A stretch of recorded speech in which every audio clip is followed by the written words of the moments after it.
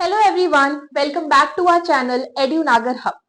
आज इस वीडियो में हम डिस्कस करने वाले हैं सीएसआई या नेट एग्जाम के पार्ट ए के बारे में। पार्ट ए में जिसमें टोटल 20 क्वेश्चंस आते हैं ऑफ 2 मार्क्स ईच, जिसमें से हमें सिर्फ 15 क्वेश्चंस अटेम्प्ट करने होते हैं।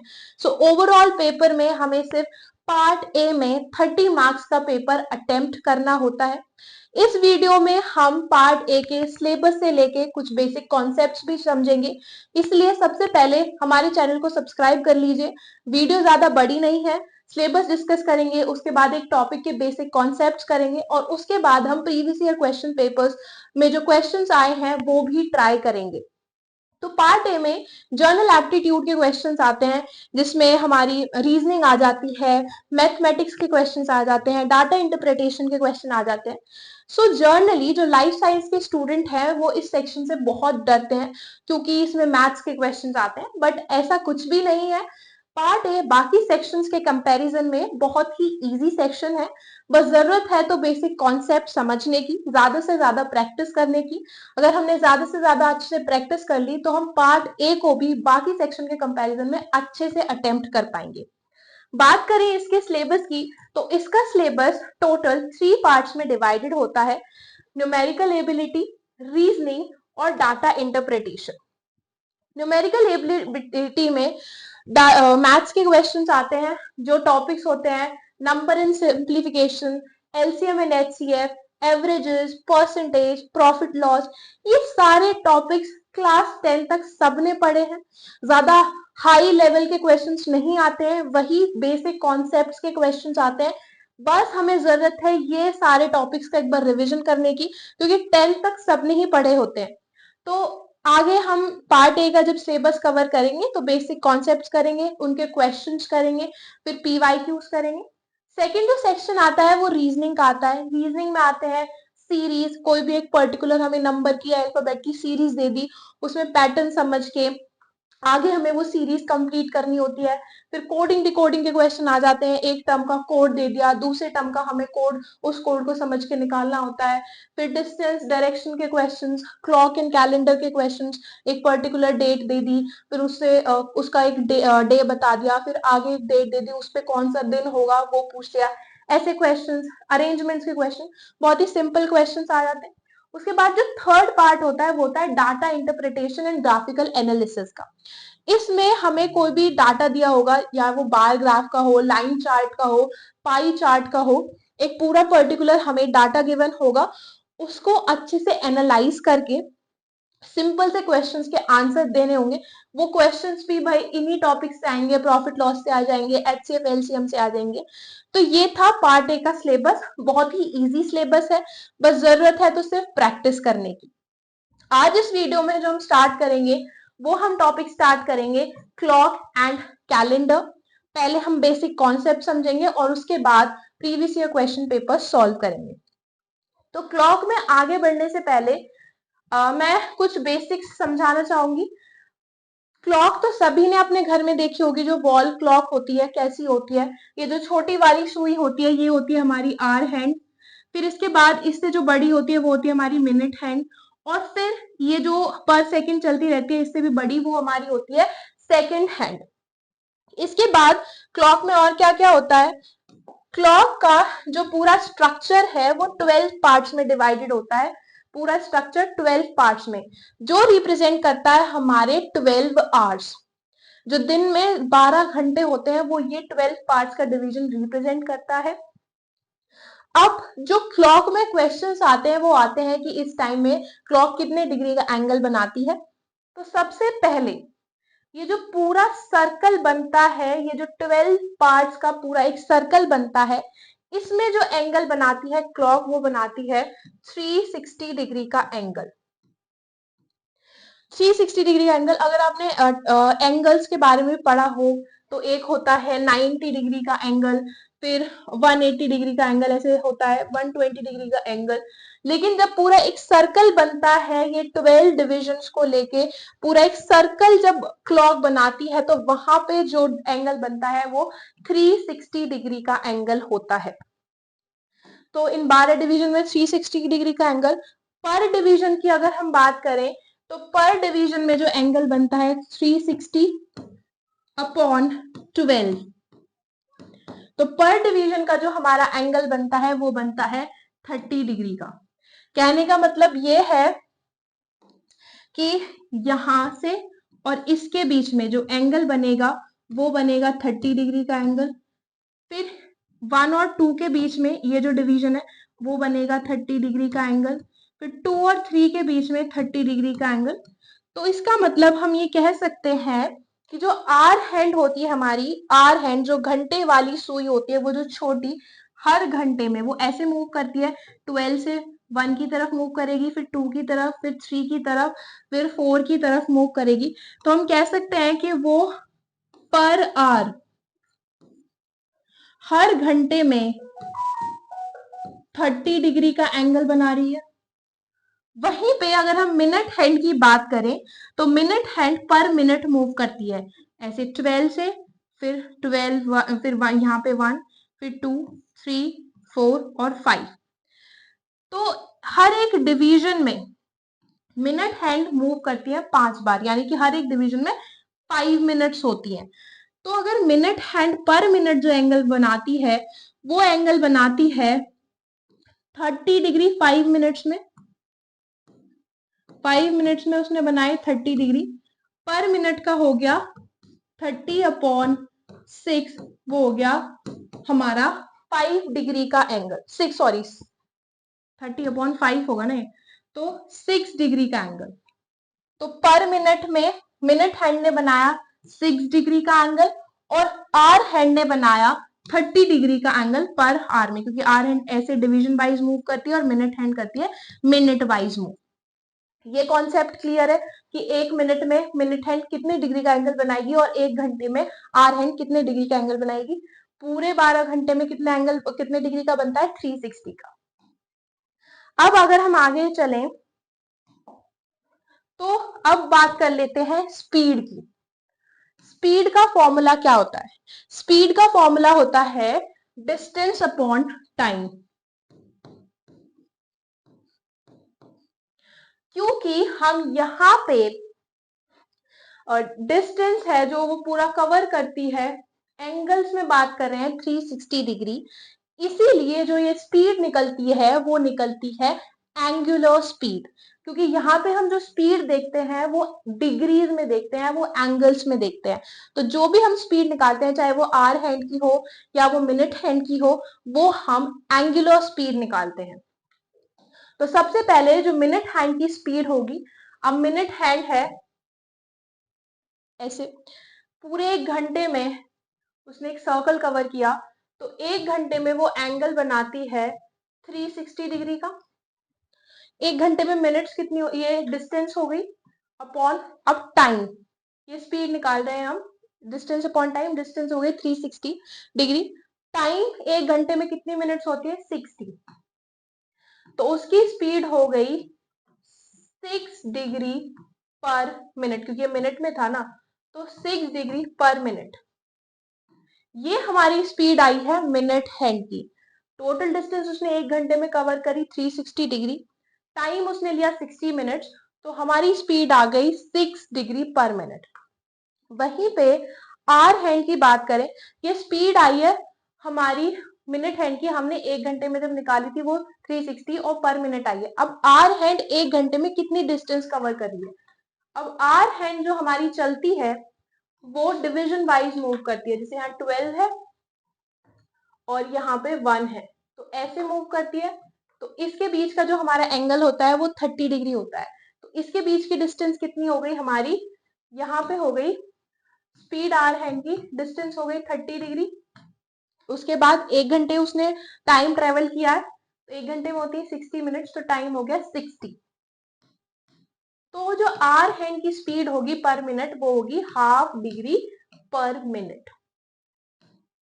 यहाँ पे 30 हमने डिस्टेंस क्यों रखी, क्योंकि वो डिवीजन वाइज ऐसे मूव कर रही है, 12 से लेके 1 में जाएगी, इसके बीच का एंगल जो हमने निकाला था वो 30 डिग्री निकाला था 1 घंटे के अंदर। वही जो मिनट हैंड 1 घंटे में जब मूव करती है तो वो पूरा सर्कल कवर करती है, इसलिए उसकी जो डिस्टेंस है वो 360 डिग्री हमने मानी थी।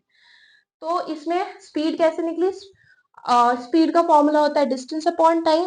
मिनट हैंड 1 घंटे में पूरा सर्कल कवर करिए, इसलिए उसकी डिस्टेंस 360 हो गई, टाइम 60 मिनट, तो स्पीड आई 6 degree per minute. Hour hand की वही स्पीड की बात करें तो 1 घंटे में वो 30 डिग्री का एंगल कवर करती है, टाइम 60 मिनट, तो उसकी स्पीड आ गई 1/2 पर मिनट। आई होप स्पीड का कॉन्सेप्ट क्लियर हुआ होगा कि मिनट हैंड और आर हैंड की स्पीड कितनी होती है। अब आगे बढ़ते हैं। अब क्लॉक में सिर्फ एक ही फॉर्मूला है जो हमें पढ़ना है, बाकी चीज हमें सिर्फ बेसिक अंडरस्टैंडिंग से आ जाएंगी। वो फॉर्मूला है ये। क्लॉक में जर्नली जो सीएसआई या नेट एग्जाम के पेपर में क्वेश्चंस आते हैं वो एंगल से रिलेटेड आते हैं। एक पर्टिकुलर हमें टाइम दे दिया है, उसमें कितने डिग्री का एंगल आर हैंड और मिनट हैंड बनाती है वो पूछ लेते हैं, या फिर हमें कोई एंगल दे रखा है, वो किस टाइम पे एंगल बनेगा वो पूछ लेते हैं। तो इसमें जैसे इस फॉर्मूले को हम इस क्वेश्चन से समझेंगे। इसमें बोला है 7:30 के बीच में कितने डिग्री का एंगल बनेगा। 7:30 के बीच में कितने डिग्री का एंगल बनेगा। अब हमने पढ़ा था कि 1 मिनट में कितने डिग्री का एंगल बनाती है, 5 मिनट में कितने डिग्री का एंगल बनाती है, या फिर 1 घंटे में कितने डिग्री का। अब हम उसका एक एक करके कैलकुलेट करेंगे तो बहुत टाइम जाएगा, इसीलिए यहाँ पे एक फॉर्मूला होता है। यहाँ पे एक फॉर्मूला होता है, angle is equals to mod 30h minus 11/2 m mod. यहाँ पे जो h होता है वो हमारा होता है आर हैंड। आर हैंड जिसे हम हिंदी में घंटे वाली सुई कहते हैं, जो छोटी होती है वॉच में, क्लॉक में। और यहाँ पे जो m होता है वो होता है मिनट हैंड, जो आर हैंड से थोड़ी बड़ी होती है, जिसे मिनट वाली सुई कहते हैं हिंदी में, क्लॉक में वो होती है। अब यहाँ पे क्वेश्चन में बोला है कि 7:30 के बीच में कितने का एंगल बनेगा। h हमारा 7 जो होगा वो होगा आर हैंड, क्योंकि 7:30 हो रही है, तो आर हैंड में जो हमारा आएगा वो आएगा 7, और मिनट हैंड पे जो आएगा वो आएगा 30। बस ये वैल्यूज गिवन है, फॉर्मूले में लगा दी। 30 इंटू 7 माइनस 11/2, मिनट हमें दे रखी है 30 मॉड, तो हो जाएगा 210 माइनस 165, आई थिंक 165 ही होगा, हाँ 165 माइनस करेंगे तो हो जाएगा 45 डिग्री का एंगल।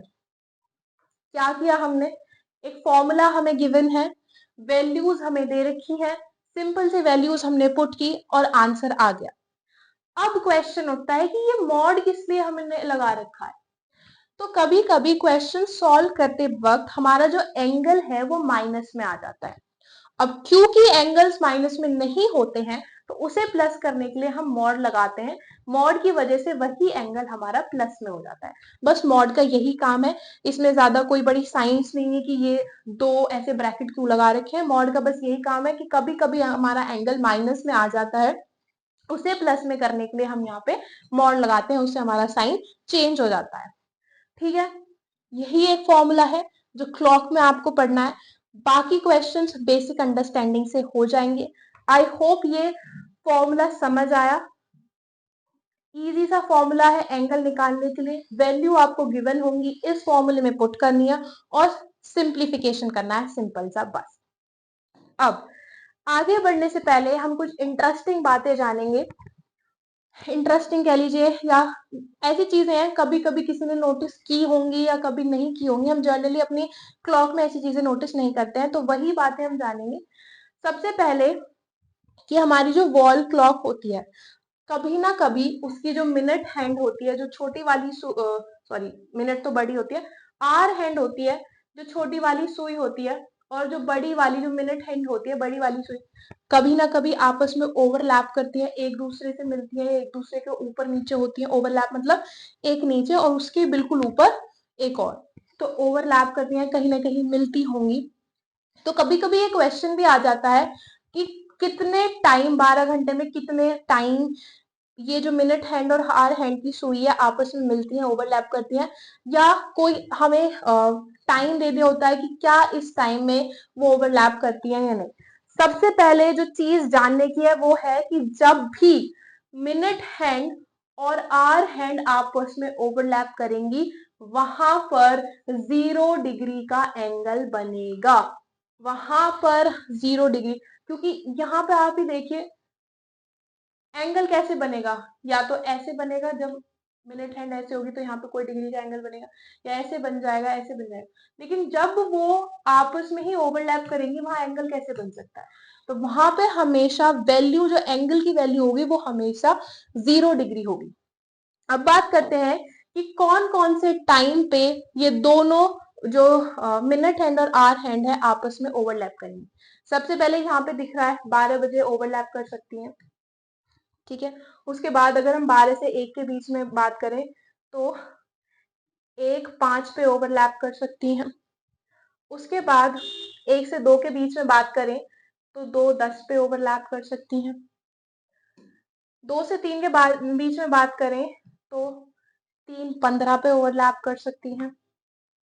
3 से 4 के बीच में बात करें तो 4 20 पे ओवरलैप कर सकती है।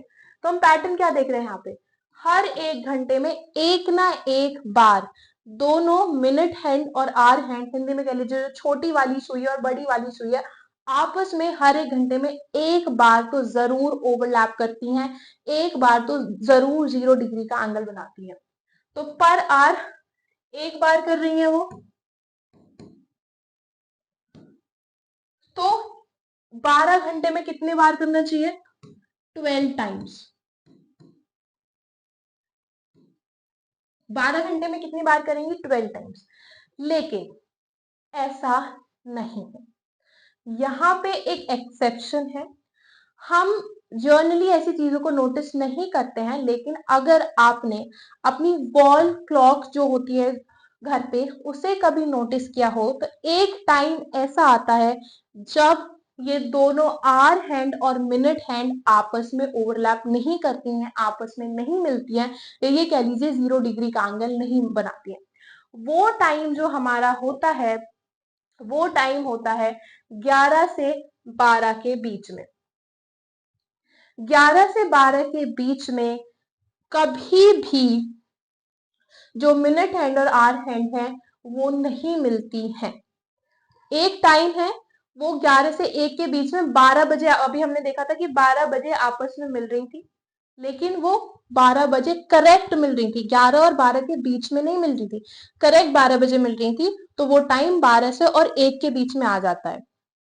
इसीलिए 12 घंटे में ये दोनों सुई 0 डिग्री का एंगल 12 बार नहीं बनाती, क्योंकि पर आवर हमने देखा था हर घंटे में एक बार बना रही है, लेकिन एक एक्सेप्शन की वजह से ये 12 घंटे में 11 बार 0 डिग्री का एंगल बनाती है, या 11 बार आपस में ओवरलैप करती है।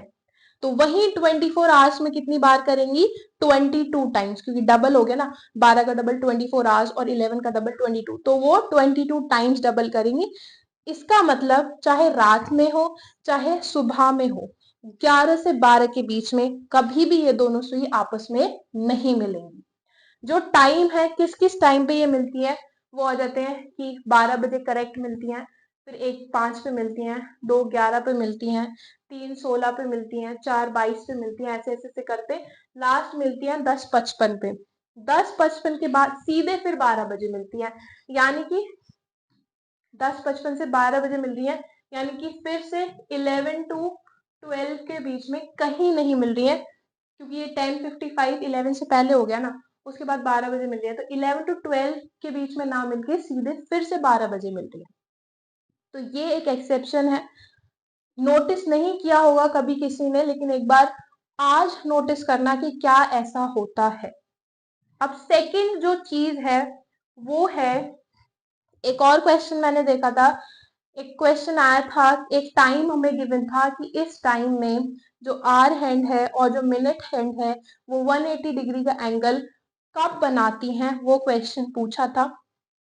तो ये इसमें भी एक्सेप्शन है, इसमें भी एक ऐसा टाइम है जिसमें 180 डिग्री का एंगल नहीं बनता है। सबसे पहले हम ये देखेंगे कि 12 घंटे में कितनी बार 180 डिग्री का एंगल बनता है। तो ये हमारी क्लॉक हो गई 12, 6, 9, 3, 1, 2, 4, 5, 7, 8, 10, 11।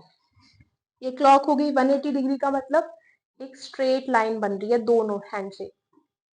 ये आर हैंड मान लो, ये मिनट हैंड, एक स्ट्रेट लाइन बन रही है, यानी कि 180 डिग्री का एंगल बन रहा है। चाहे वो ऐसे हो, ऐसे हो, ऐसे हो, या फिर ऐसे हो, ऐसे हो, एक स्ट्रेट लाइन बननी चाहिए, तब 180 डिग्री का एंगल बनता है। तो पहला जो एंगल बनेगा, अगर हम बॉल में क्लॉक में देखें,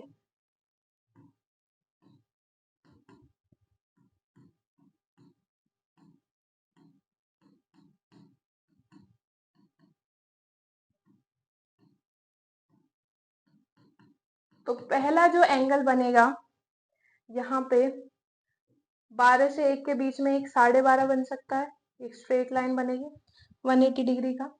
वहीं 1 से 2 के बीच में जो एंगल बनेगा वो ऐसे ऐसे बन सकता है 135 पे।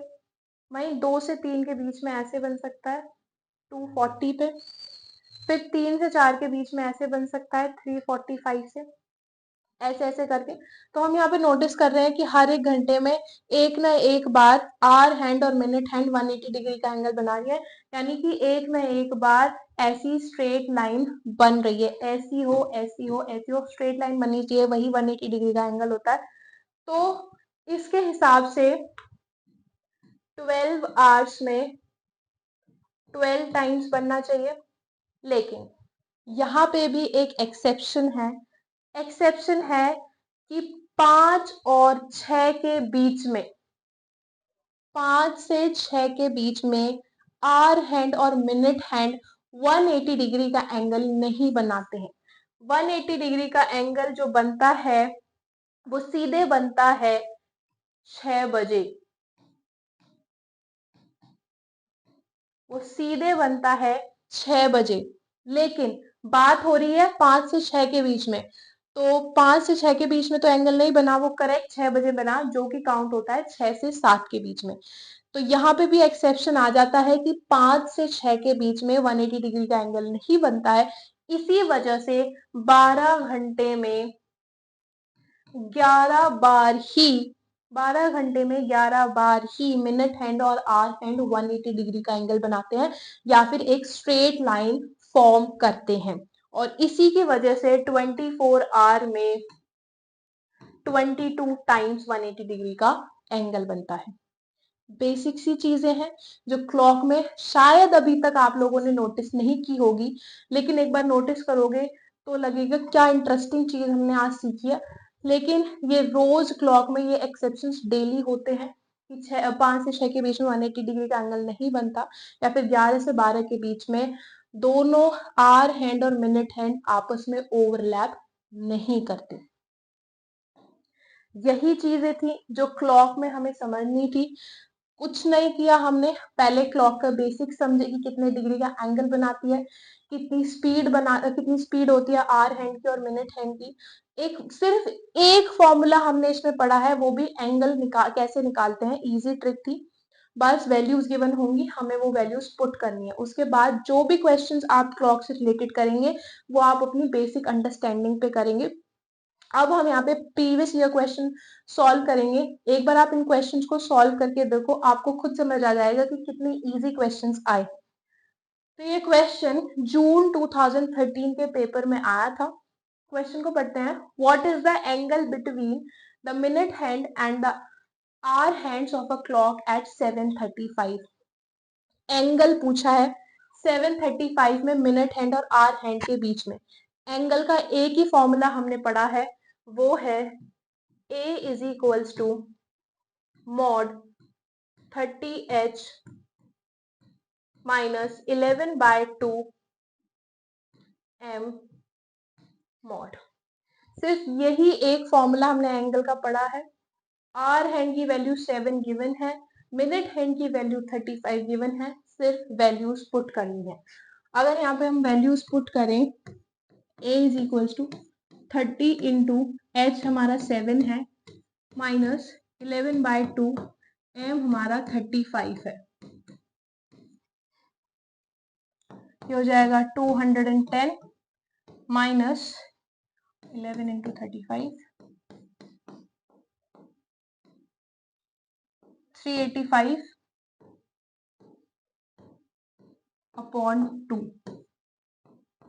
ये हो जाएगा 2, एलसीएम 2 ले लिया, 420 माइनस 385, वैल्यू आएगी हमारी 35 upon 2 which is also equals to 17.5 degree. कौन सा ऑप्शन है? Option number B, 17.5। कुछ नहीं किया हमने इस क्वेश्चन में, एंगल का हमने फॉर्मूला अभी सीखा था, वैल्यूज हमें गिवन थी, वैल्यूज पुट करके सिंपल से मल्टीप्लीकेशन और माइनस प्लस किए हैं बस। अब समझ आया कि पार्ट ए में इतने टफ क्वेश्चंस नहीं आते हैं, सिंपल से क्वेश्चंस आते हैं, जरूरत है तो सिर्फ प्रैक्टिस की। आगे बढ़ते हैं। आई होप ये वाला क्वेश्चन समझ आया हो कैसे किया है। नेक्स्ट क्वेश्चन पे चलते हैं हम। ये क्वेश्चन दिसंबर 2015 में आया था, इसे भी देख लेते हैं। इस क्वेश्चन में क्या है? At one instant, the hour hand and the minute hand of a clock are one over the other in between the markings 4, 5 and 6 on the dial. At this instant, the tip of a minute hand is. इस question में बोला है कि 5 से 6 के बीच में जो आर हैंड और मिनट हैंड है, वन ओवर द अदर मतलब एक के ऊपर एक है, यानी कि ओवरलैप कर रहे हैं, 0 डिग्री का एंगल बनना है। ओवरलैप हमने पढ़ा था कि एक के ऊपर जब एक आ जाता है उसे one over the other overlap कहते हैं। तो इसमें पूछा है कि 5 से 6 के बीच में कब ऐसा कौन सा टाइम होगा, मतलब मिनट हैंड जो हमारी बड़ी वाली सुई है वो कहां पर होगी जब ये दोनों ओवरलैप करेंगे।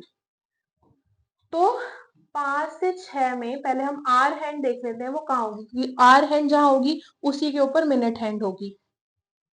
तो 5 से 6 के बीच में अगर हम अपनी क्लॉक बनाएं,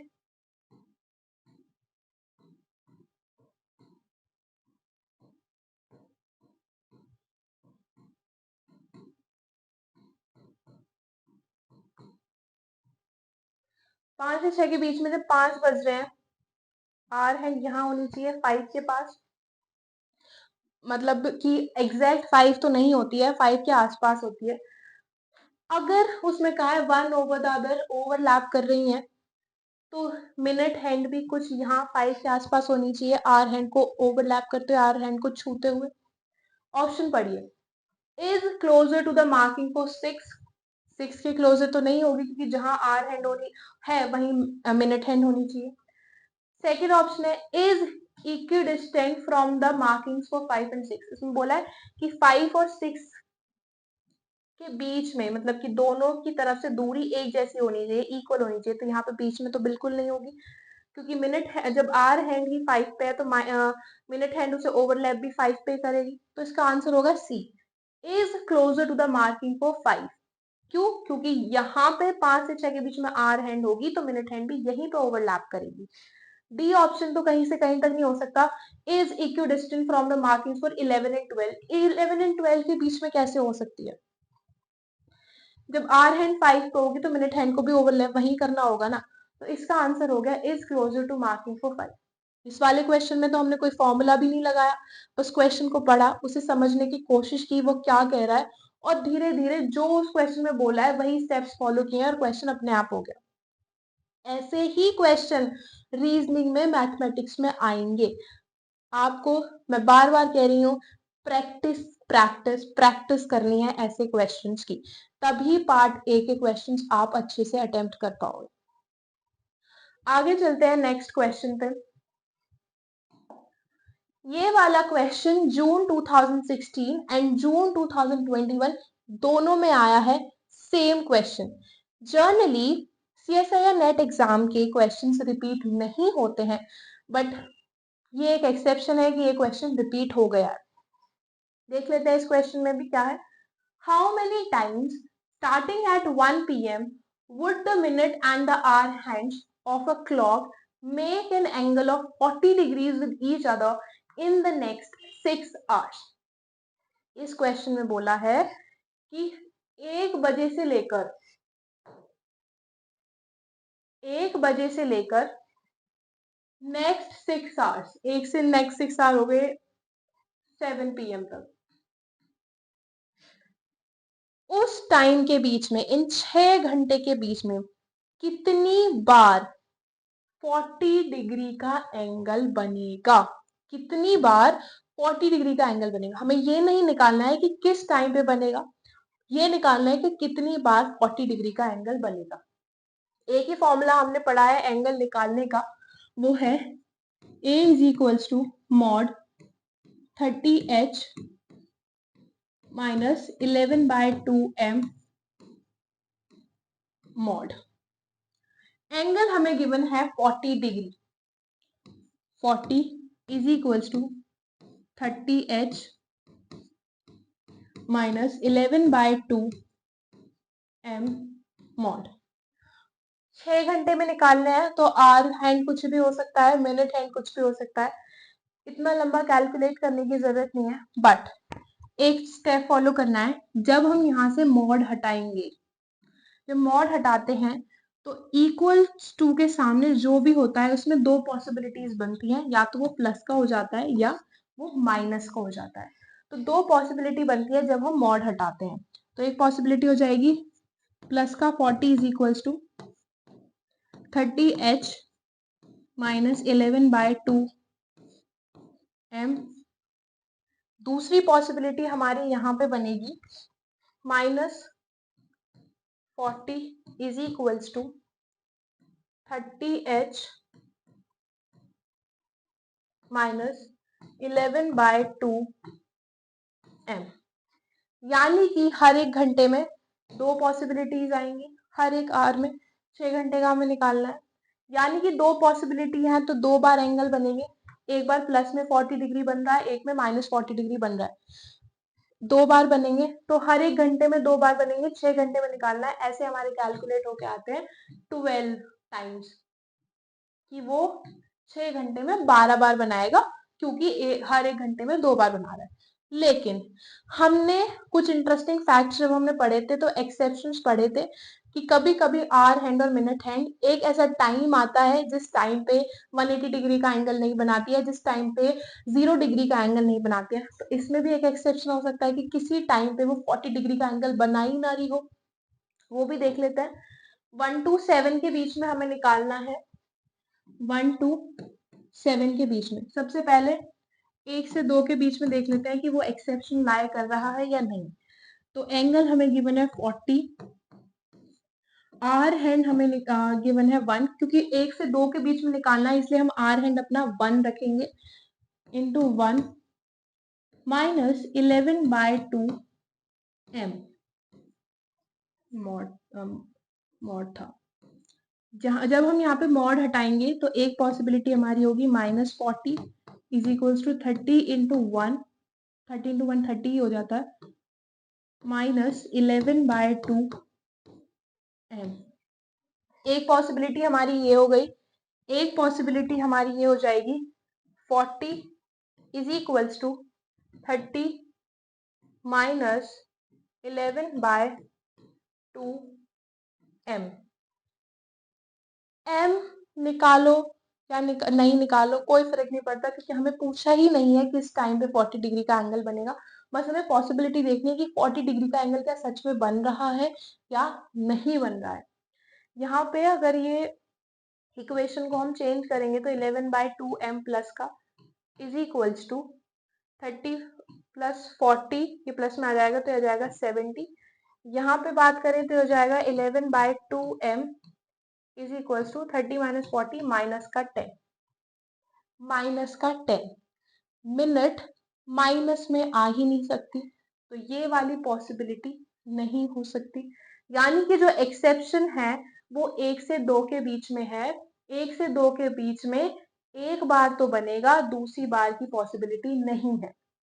तो यानी कि हम कह सकते हैं कि 1 से 2 के बीच में जो एंगल हमारा बन रहा है वो एक बार बन रहा है, बाकी सब में 2-2 बार बन रहा है।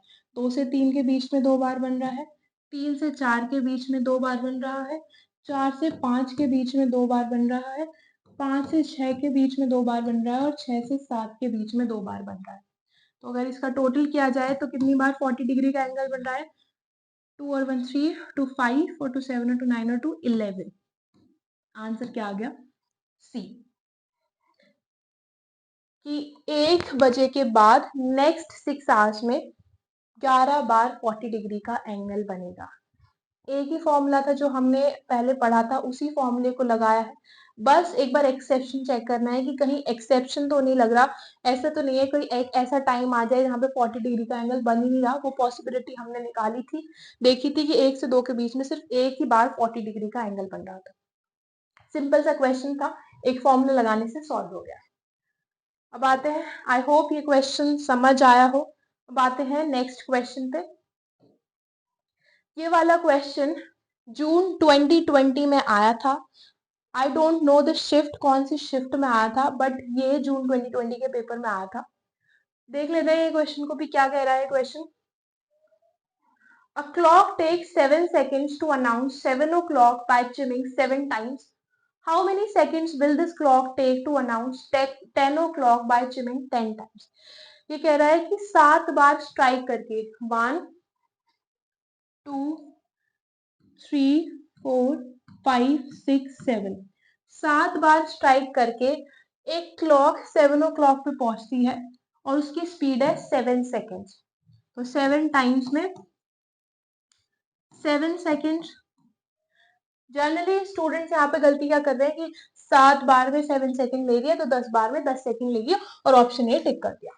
नहीं, हमें ये तो पता है कि 7 बार में 7 सेकंड ले रही है, लेकिन इस 7 टाइम्स में जो इंटरवल बन रहे हैं 1 2 3 4 5 6 इंटरवल्स बन रहे हैं। तो पर इंटरवल में वो कितना टाइम ले रही है ये हमें नहीं पता, ये हमें निकालना है।